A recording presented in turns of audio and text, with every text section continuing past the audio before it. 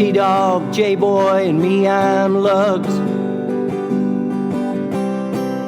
Our pride and joy is pumping our mugs. Be careful, kids, it could get rough. We're flipping our lids on sports and other stuff.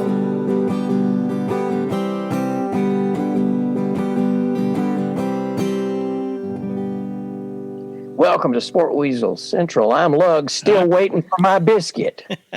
I'm J-Boy. I got plenty of biscuits. And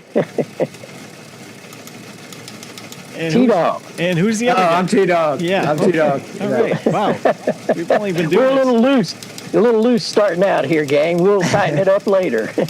Woo, okay. College football. We have a Heisman winner in the NFL. It's already week 14. The playoffs are in view. We'll see where it all stands. But first, boys, a word. Thoughts and prayers to the people of Western Kentucky, hit hard over the weekend by the big storms, tornadoes. Our hearts go out to them. I've been there. Lugs, you've probably been there. T-Dog, you've been to Western Kentucky. Man, that's one for the ages, isn't it? Yeah, I mean, it's obviously very, very sad for everyone there. They seem to be standing together and seem to be getting quite a bit of help, and that's a good thing. So my thoughts are with them, and I hope they can just get it all cleaned up and get their lives back in some sort of short order, if that's possible at all. Yeah, it's just really devastating, and it's just hopefully everyone just cherishes that. If you haven't been hit by this, to help out in any way you can. Because, you never know when it might happen to you. I mean, not saying that to be ominous, but just, it's just how it goes in this area. Like, tornadoes happen, and luckily, for the most part, we haven't had too many severe ones, I guess, in our lifetime. But definitely this one was pretty horrific. Amen, and Godspeed to those folks. We'll be thinking of them. But let's get started with this program. So, Lugs, you got your Heisman Trophy winner. Yes, you did. I believe so. And I think it's recency bias, although I do think overall throughout the season, he played well enough to win. Bryce Young, we're talking about, played well enough to take away that statue. And so good for him. And we'll see what he does from here on out. It's going to be an interesting, the BCS playoffs this time around. So congratulations to Bryce. And I believe, T-Dog, that's another biscuit. Hey, might as well just keep adding them up. You create them. Like, create all these things we made up. Here's the biscuit tally. I don't remember Lug making 7 and T-Dog 2. Hey, but here, just a little info. I did a little crack research here. Oklahoma, Ohio State, Notre Dame all tied with 7 Heisman winners. Now Alabama creeping up. They've got 4. T-Dog, did you expect it to be Bryce Young from Alabama? I think after the SEC championship game, he locked it up. There was no one else who had a game or had a body of work that was as consistent as him. I'll be honest. I don't have an astute enough eye to really diagnose, I guess, overall play of games, because a lot of people will tell you he's not even the best player on his team, which might actually be true. Willie Anderson is actually possibly the best player on their team, defensive player. That if you look at what he has done, like he's the best player. But they don't give it to defensive players. It's I'm not saying it's right. It's just how it is, and it's become a running back or quarterback. But I mean, even now, it's even more just quarterback. So I mean, Bryce Young was the best quarterback. It's unfortunate that the Heisman has just become about the quarterback, but it is what it is. So yes, based on what the criteria has become, if you look at any of the other quarterbacks, they didn't have as good a season, and definitely didn't have the moment of squashing a team that was supposedly invincible in Georgia the way he did. So, all right. Anything else on college football? We're just going to let that go. Well, I was just going to say quickly that Pickett fake slide that sort of took him out of any competition for me. You know, yeah, I mean, you're giving yourself up, and then you go, just kidding. You know, that was like, come on, dude, you can't do that. So that was my only comment. Forgot about that. All right, let's move on to the NFL then. Quite a week. Where do you want to start, Lugs? Man, where do we go with this week? Why don't we start with T-Dog's favorite, Chicago. They had themselves a half, but I do believe the games Aaron are four Rodgers, quarters. Is that about right? Games are 4 quarters? Yeah, and Aaron Rodgers does own, I believe, lock, stock, and barrel the Bears, man. I was that first half, I was rooting for the kid. I mean, but it was funny when they'd show the side by sides. Here you got this kid, this young looking face, and then you got this grizzled looking guy who needs an eye patch and a parrot on his shoulder and going arg. But man, they came back. I got to say, at this point, I'd have to put the Pack in the Super Bowl. I hate to have to go there, but so. You're moving. Are who we thought they were. Yeah, the Bears are who we thought they were. Okay, Chris Collinsworth, man, he said Fields and Aaron Rodgers were going toe to toe. No. Were they? T-Dog, what? Well, okay, let's be honest about the first half. Fields had some good plays in the game. Had some moments. That being said, the first half, particularly the second quarter, where 45 points combined were scored by both teams. I don't know how many other quarters are going to have that many points scored in.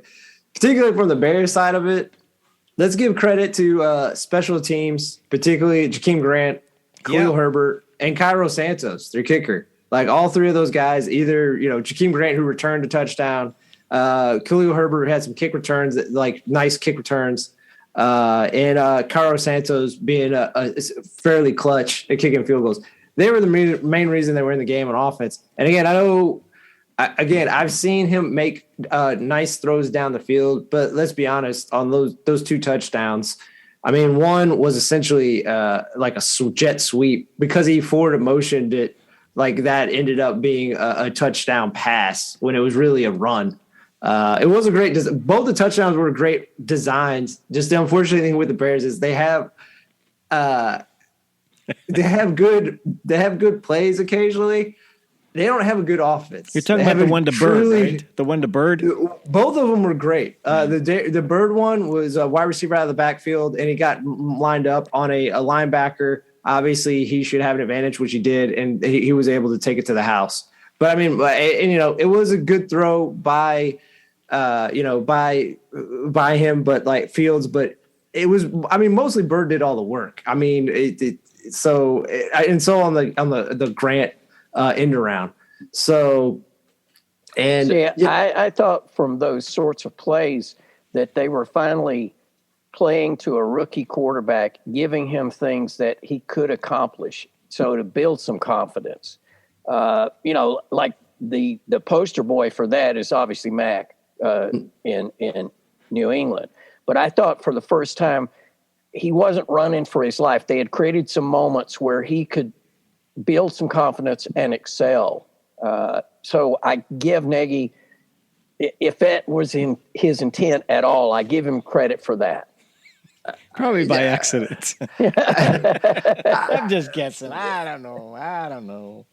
I just want to say to give credit to at least maybe Fields looking bad. I just want to give credit to Green Bay, even though I know they gave up 24 points in the second quarter. Well, actually, one was special teams, but anyway, they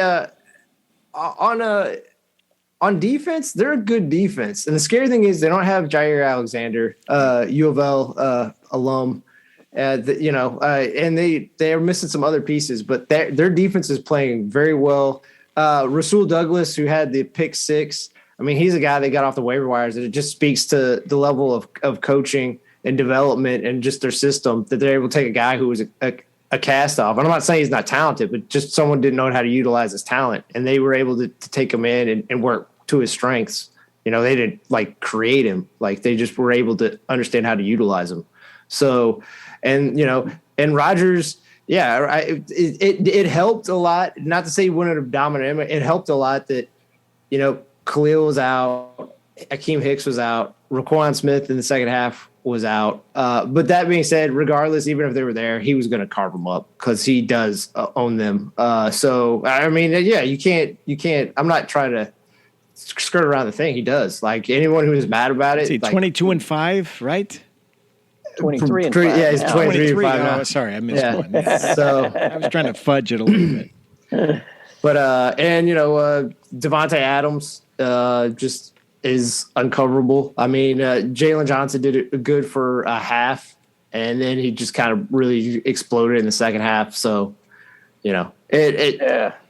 I'm fine with the result. Like, this is not a good team. They should get rid of their coach. They should get rid of their GMs. I hope. I mean, Fields got banged up in the game. I don't want to see that. But other than that, I want him to get reps, him to get experience. So in that way, it's good. But this is no longer a rivalry. So they threw up that graphic where Favre went like 22-10, and now Rodgers is 23-5. So that's what, 25 years of football. And they said something else where the Packers are 4 or 3 wins away from surpassing the Bears with the most wins of all time in the NFL. So it's not a rivalry; it's a whitewash. Yeah, it'll be that way for a long time, I think. Let's get to some heartbreak. Yeah, games. go for it. I love that heartbreak, that angst. Buffalo, Tampa Bay, man, and San Francisco, Cincinnati. I guess we can start with Buffalo, Tampa Bay.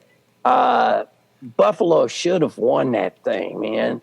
They had their opportunities, and that last touchdown, I think it was a linebacker chasing him. He should have taken a dive at his feet, something. He was trying to reach out and grab him by the shoulder. It's like, no, man. Yep. But you got to give it to Brady. And you could tell Brady didn't expect to win that game, I don't think, because of his reaction after that touchdown.